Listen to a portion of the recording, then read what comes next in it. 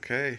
So a pair of Martin Logan Impressions hooked up to an RCAM A49 integrated amplifier, matching RCAM CD player, connected to Furman for line conditioning, and then using an old Sonos Connect for streaming coax dig out through the RCAM RDAC to clean it up. And then of course everything is connected with Audio Quest cables, Thunder power cords, water interconnect cables, and then a pair of Martin Logan Dynamo subwoofers. For two-channel bliss. Yep. Pretty beefy stuff. I love these power cords. Those power cords are absolutely amazing. People that don't believe in power cords should audition these. They make a world of difference. I wasn't a believer until I hooked them up. And then all this is going to go away, and we're upgrading them with... We're going to upgrade to a McIntosh MX135 with a matching MVP 891 player that will be used only for CDs. And we'll be upgrading the power to the McIntosh MC452. Which is right here. That's sitting in the box. That'll be the fun part to pick up today. Great listening room, man. A lot of records. Yeah. A couple thousand records. Yep.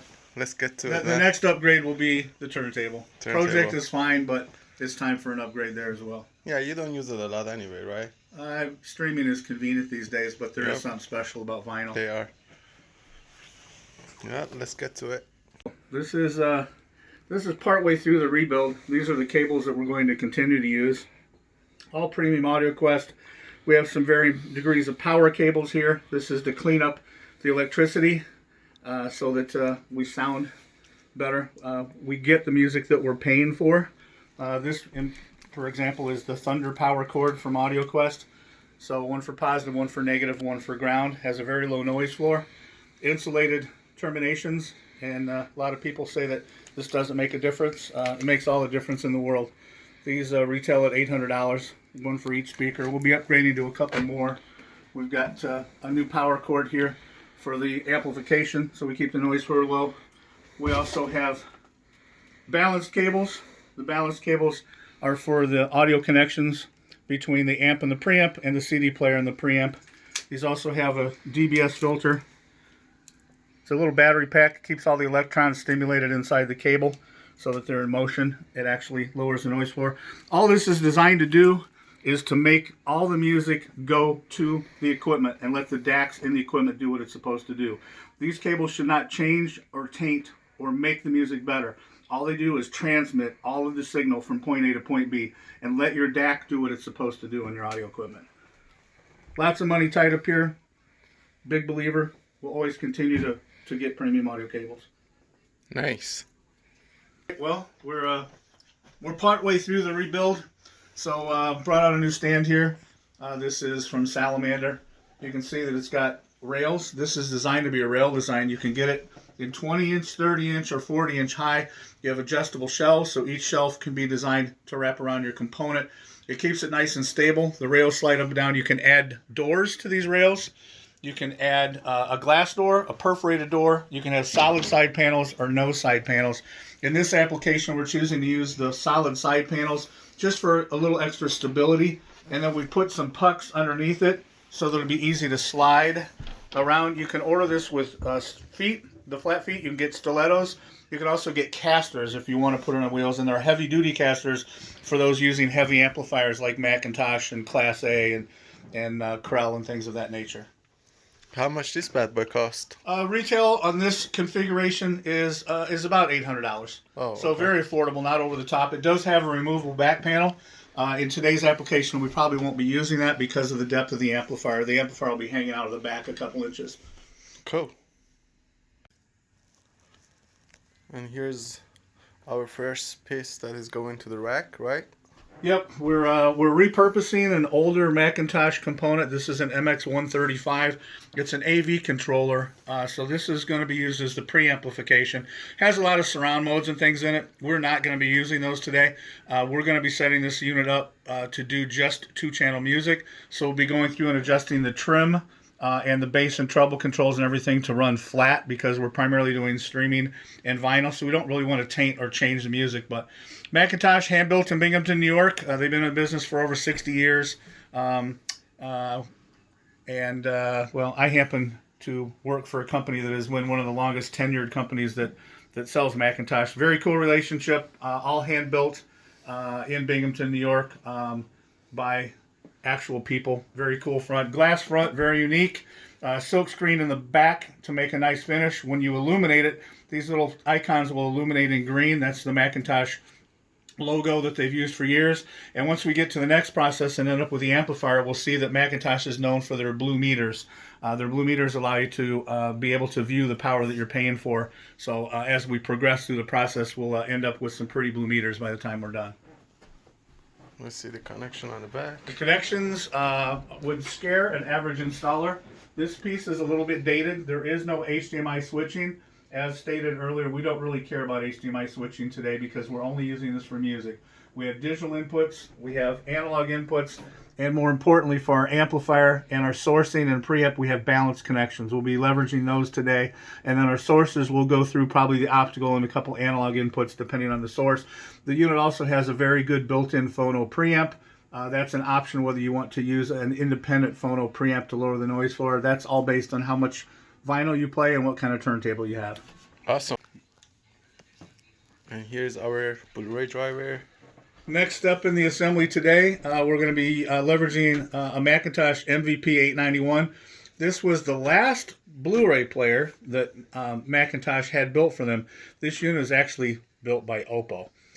The guts are Oppo for the Blu-ray portion, but McIntosh hand assembles everything around it. They take it back to their facility and Frankenstein it, totally rebuilding the chassis, and they also improve the DACs, where Oppo comes with 2 digital analog converters.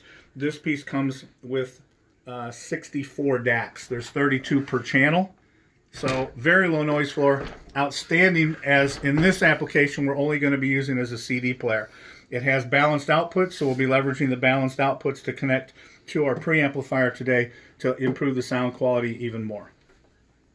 Has a fan to keep it nice and cool while it's processing. This unit could be used in a home theater application to play Blu-rays if you chose to do that, but we're not doing that today. We're getting down to the finish line now. This piece is going to end up on the bottom shelf, but this is the king of the castle in terms of this stack today. This is the McIntosh MC452. Most of their model numbers generally have something, some type of correlation with the power that they provide and how many channels they are. So in this case, the MC452 is 450 watt, 2 channel. It is a solid state unit. We'll be able to light the blue meters up once we get everything connected so you can see what the blue meters, that way you know what power you're paying for. Some of the special features in this unit, you'll notice the giant heat sinks. This helps dissipate heat from the power supply, keeping the unit running very nice and cool. It has autoformers built in. The autoformers help stabilize the unit.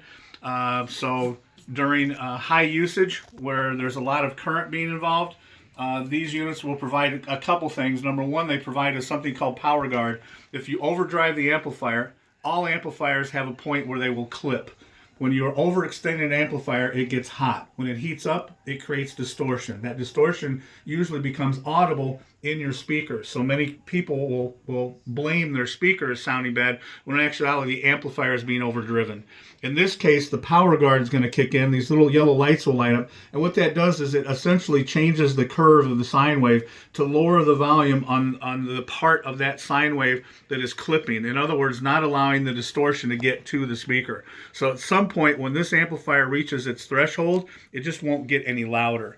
But in this application, 450 watts per channel for Martin Logan impression electrostatic speakers is going to be more than enough dynamic power to drive these speakers. This amplifier is also stable. You'll notice all the speaker terminals in the back. There's multiple speaker terminals here.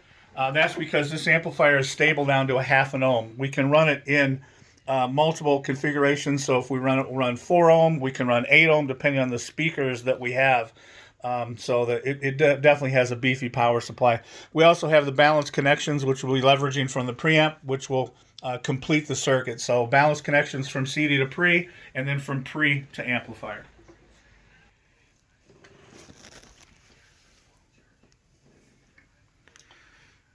And here we got all our power cords connected.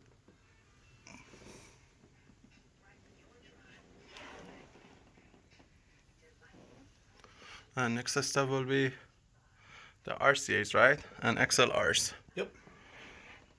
Nice. Got all the wiring done. Bunch of wire. All high quality stuff. And now, time for configuration. The project is up.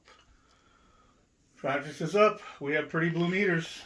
We have pretty blue lights. McIntosh is a significant upgrade. Very happy. Sounds great. We'll just have to find some music that we can play that's not copyrighted so we can make those meters move. But they were working fine while testing. Pretty colors, blue and green. Beautiful colors. Hand built, made in America. USA.